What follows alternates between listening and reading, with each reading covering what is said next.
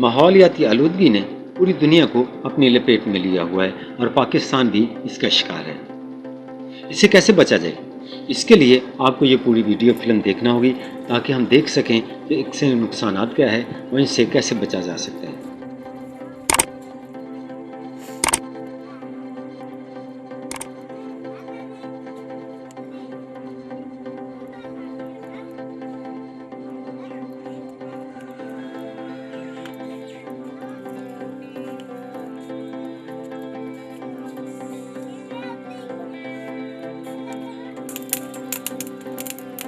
पाकिस्तान के देहातों में रवायती अंदाज में खाना पकाया जाता है, जिसमें सबसे ज़्यादा नुकसान घरेलू ख़वातीन का होता है, जो कि न सिर्फ उनकी सेहत के लिए बल्कि उन बच्चों के लिए भी नुकसानदेह है जो अभी दुनिया में नहीं है। ख़वातीन सख्त गर्मी में तंदूर में रोटियां पकाती हैं और उसका धुआं भी ऑक्सीजन के साथ उनके फेफड़ों में चला जाता है, जिससे दमा जैसे मरूजी मर्ज का शिकार हो जाते हैं और बच्चे पैदाइशी तौर पर सांस की बीमारियों का शिकार हो जाते हैं। जबकि गर्मी की वजह से वो जरखान का शिकार हो जाते हैं और अक्सर बेशतर सेहत की बेहतर सहूलियात ना होने की वजह से मौत का शिकार हो जाते हैं।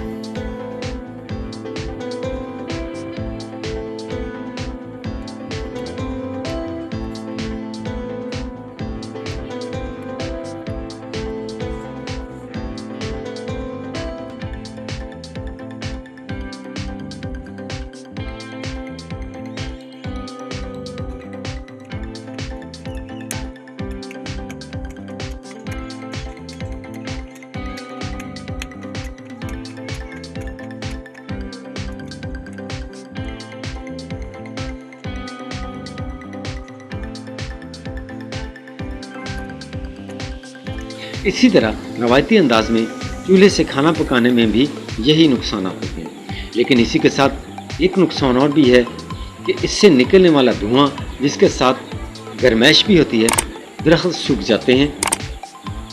ये धुआं चिमनियों से निकलता है जो माहौल को भी परागंदा करता है और इर्द गिर्द पाए जाने दरख्तों पर भी मनफी असरात छोड़ता है, जिसकी वजह से वो जल्द सूख जाते हैं। ज़रूरत इस अमर की है कि हंगामी बुनियादों पर इसका तदारुक कैसे किया जाए, वो न सिर्फ माहौल को आलूदा होने से बचाया जाए बल्कि इंसानी सेहत को भी बचाया जा सके। इसके लिए देहात में बायोगैस की तनसीब को ज़रूरी बनाना होगा।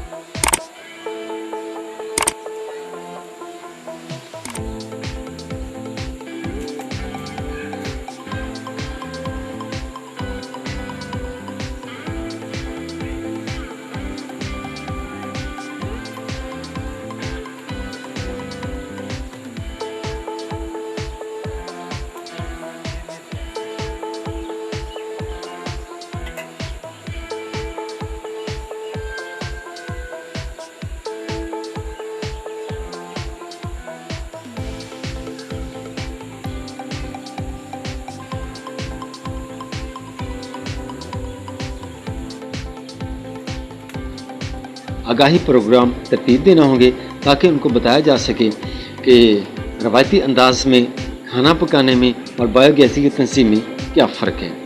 जहाँ हुकूमत दरख्त लगाने के लिए दिन रात कोशिश में मुसलफ़ अमल है, वहीं पर इन दरख्तों को बचाने के लिए भी इक़दाम करने होंगे और पाकिस्तान में बायोगैस प्लांट की तंसीब को यकीनी बनाना होगा ताकि जहाँ हम माहौल को साफ़ सुथरा बनाने के लिए दरख्त लगा रहे हैं, वहीं पर इन दरख्तों को मुस्तक़बिल में कटने से बचाया जा सके।